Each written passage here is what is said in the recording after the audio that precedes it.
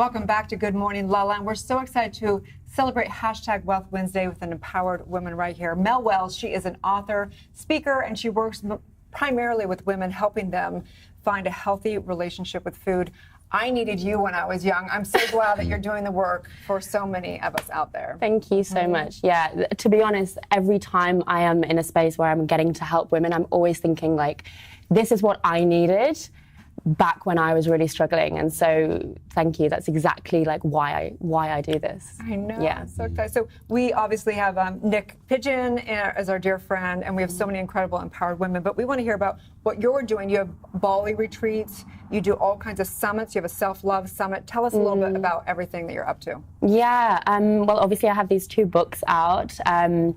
Both have been real instruments with my community, helping women find peace with food. The main thing that I would say my message is that it's never really about food. It's always about something deeper than that. So my book, Hungry for More, is really about us discovering what we're really hungry for on a soul level, on a spiritual hunger level, and what we're really hungry for and what we're really craving out of life. Because so many women struggle with food, they can't understand what their cravings are really pointing to. You know, they think it's all about willpower. Oh, I just need more discipline. Changing their diet all the time, and actually, their soul is hungry for something much deeper than that can ever be met by, you know, biscuits and cheese or whatever it is that they're turning to in that moment. So what is that deeper thing that they're hungry for? Well, it's interesting that it's Wealth Wednesday today, because I would say how we express ourselves with food, and this is what I've learned from all the years I've been doing this, how we express ourselves with food is often how we express ourselves with life. So, you know, if you struggle with food, it's likely, if you're all or nothing with food, it's likely that you're all or nothing with money or spending. If you're overindulging in food, going on big binges, you're usually, same things show up with money, splurges, you know, this kind of thing. If you're a perfectionist around food, often you're perfectionist around other areas of life, or you go all in with a diet, you probably go all in with relationships. Oh man, all my stuff's So yeah, we think that by changing the diet, by going all these different diets, or maybe I need to cut this out, maybe I need to go vegan, maybe I need to go, like, usually it's never about that. It's about us, our relationship with ourselves, our relationship with our lives, and how connected we feel. So it all comes back to self-love. Do you remember the Runaway Bride movie starring Julia Roberts? Yeah. The moment when she's sitting at that bar and the barman says, "How do you want your eggs?" And there's this flashback of how she ordered her eggs the same way that whatever man she was dating would order his eggs. And when she sat there by herself, she didn't know how to order them. She didn't know what she wanted. And that's been very true in my life, whether it's in relationships or family or friends. A lot of times, especially as women, we bend to be liked, to people please, to feel like we're part of that community. And I don't know if I want them scrambled or over easy.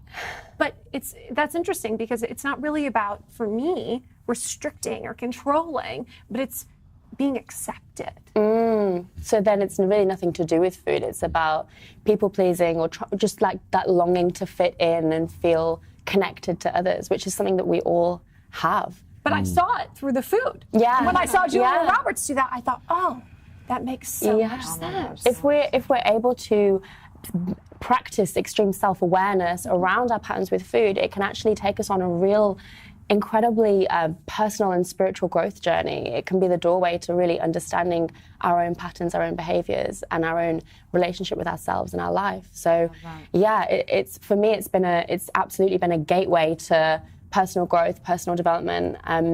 I struggled with food for years, which is why I do this work. And only when I surrendered all of the rules and actually went on a journey of self-love and self-awareness, my whole world opened up.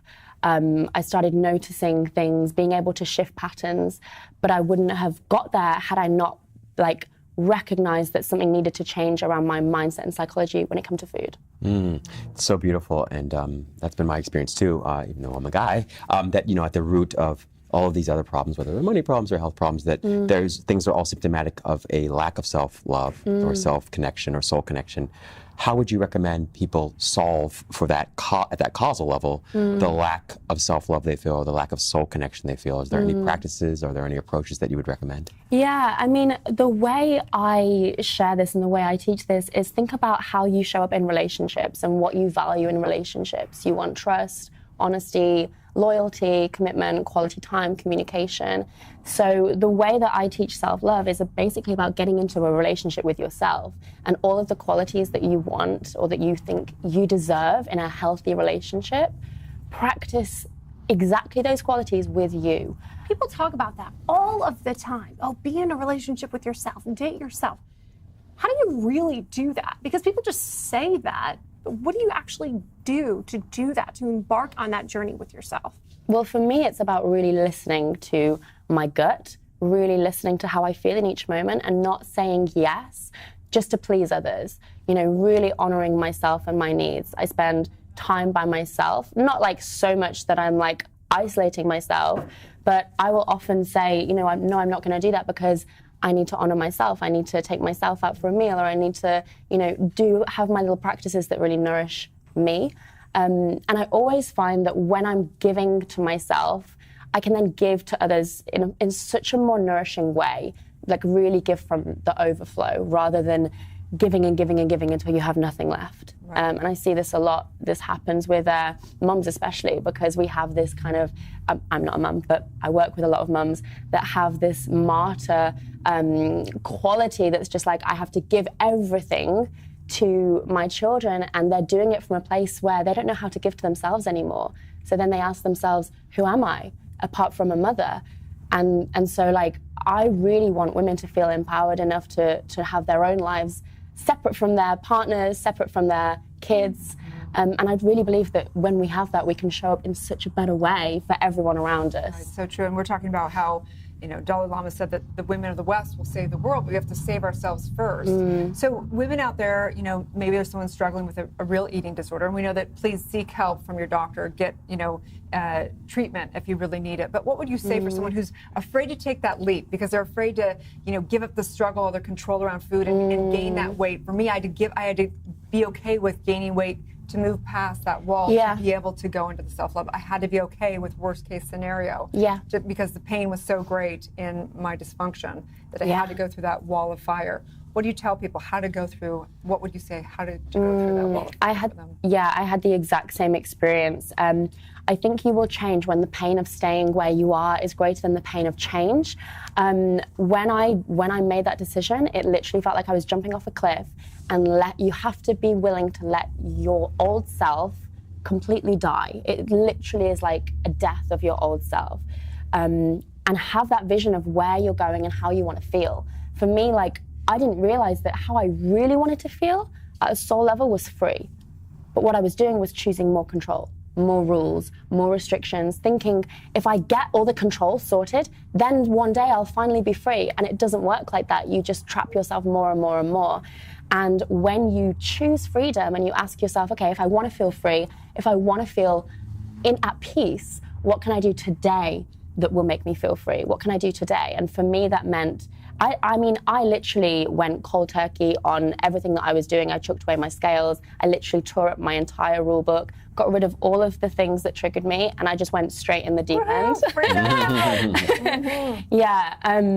But yeah, it's an incredible journey to go on, but you have to have courage to take that leap and trust. You know, the whole time that I was on that journey, I didn't know that I was at the start of a spiritual journey, but I was talking to myself, I was talking to the universe, God. I was like, please help me and support me on this. I knew that I was going to gain weight, but I knew that I was going to gain my life back. Right. And that was so much more important. That's beautiful. I love your work. So excited. And it is the thing that we all need, which is self-love. Thank you for all your work. Looking forward to watching your journey and get involved with the Bali retreat and all the other summits. So tell people where they can find you, how they can work with you. Yeah, you can come and find me on Instagram at I am Mel Wells. My website is melwells.com. Pick up one of my books from Barnes & Nobles or whatever bookstore is near you, and connect with me. Slide into my DMs and have a chat with me. Thank you, Mel. Thank you so much. Stay tuned. We'll be back with more on Good Morning La La Land.